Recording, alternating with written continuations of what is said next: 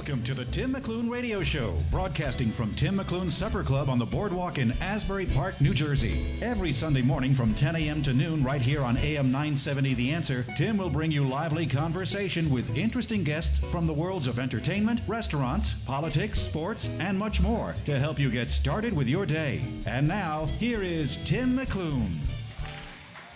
Here he is. Here I am to an enthusiastic crowd. That is such peppy music. It's I think it's a key of A. Well, we're sitting here at the Piano Bar on Sunday morning here in Asbury Park, New Jersey, with my co-host, the one and only Amy Broza. That music Hello, made Amy. me want to dance. Thank you.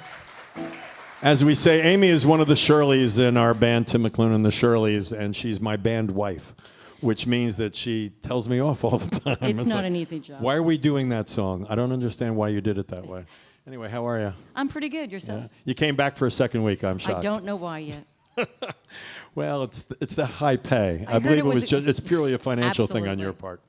So if you remember, this is the kind of nincompoop stuff I come up with. But last week we were talking about our first cars because I'd been asked to do a piece for the Valerie Fund talking about my first ever car. And so I got thinking about it, and I was actually on the road the other day on a bicycle, and I was out there for over an hour. And so typical of me, I'm bored, I don't know. Wishing you had a car. Wishing I had a car. And so I decided to do an unofficial survey of car colors. And I'm old enough that I can remember when it was all transitioning truthfully from almost all black cars. I was born, sadly, in 1948. Well, it was probably okay, but I'm sad that it was 40. I mean, unbelievable. If they couldn't have waited just 2 years. I would feel so much younger if I were born in the 50s. But no, 48. Was that during the war? No, it was slightly after the war. But not good.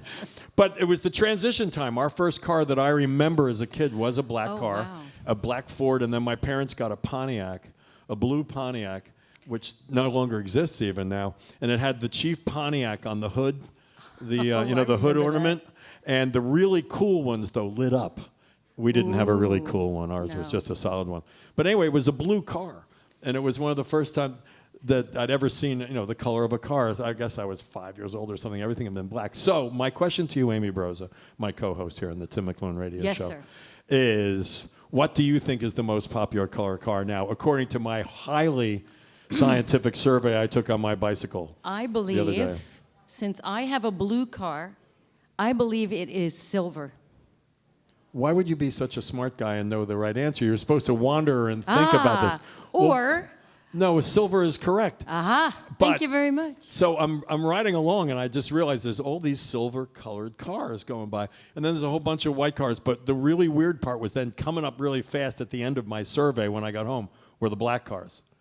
But it made me almost think like we're all back where we started from, because you would never buy a red car now or my first car was white, actually, my mother's that we talked about last week. But then the one I actually bought was like an electric blue car. It was scary. It was an absolutely scary Ford Mustang that I had no right riding in. But you would not buy a car that has a color now. So all the cars coming by, there were some navy blues, some dark greens, and all the rest of it. But it was silver or gray, or white or black. It's like, what has happened? White's pretty big. Blue, not so much. That's a little more distinctive. And red, you take your chances with a red car. Now, see, I owned think a red car. I think the white cars got on the outs after the white Bronco with OJ. Ooh, true. I think that no one was buying white Broncos for they must have had an incredible inventory of that. We have to sell these in China. They're not selling these in the United States. And I mention that only because our first guest today, who will be along in a little while, Jack Ford, the legal correspondent for Network News, he made his fame actually during that trial. That's We'll right. probably touch on the O.J. Simpson thing a little bit. And we've got some other wonderful guests today. One of them is related to me. I've heard that. Yeah, I don't know.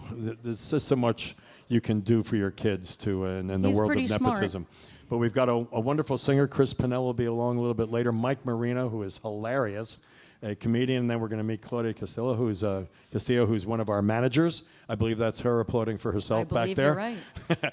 And much more importantly, a little bit later on, you are going to bless us with a song. Well, yes, I think that's true.